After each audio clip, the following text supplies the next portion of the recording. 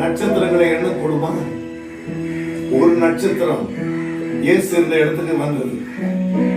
இயேசு இருந்த இடத்துல வந்து நின்றதுன்னு படிக்கிறேன் நான் மத்தேயு 2ஆம் அதிகாரத்தில். அப்போ அந்த நட்சத்திரம் ஜோடி நட்சத்திரம் இயேசுவை தேடி வந்து நின்றுச்சு. அது